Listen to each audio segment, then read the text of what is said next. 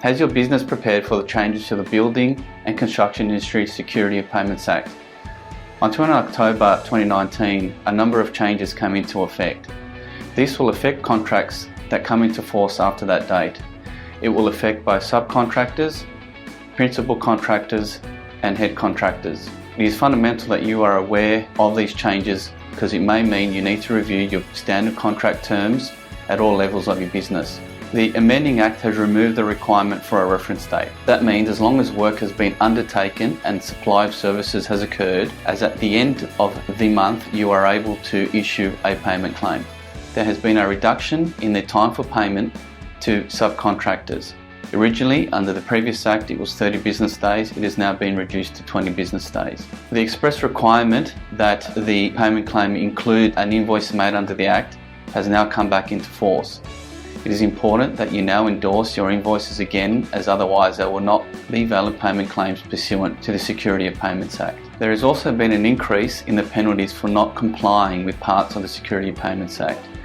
There has been an increase for corporations to $110,000 and for individuals to $22,000.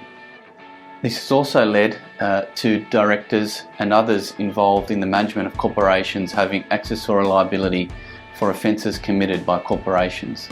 It is important for that reason that you are aware of what these changes are under the amending Act. The Supreme Court now has the power to sever only part of an adjudication determination where there is an error. Also, more importantly, a company that has gone into liquidation now cannot issue a payment claim or an adjudication determination. The Act has also introduced a more strenuous investigative and enforcement framework. This may also include the ability of authorised officers, including from the Department of Fair Trading, taking action where required. What does this all mean? It means various things for various parties in the different areas of the building game. For subcontractors, you will need to review your standard terms.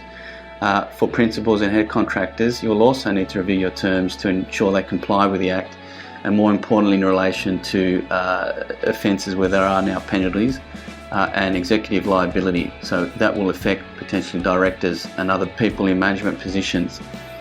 It will also lead to less or potentially less conflict in terms of what the Act means and potentially less reason to have a matter quashed by a court.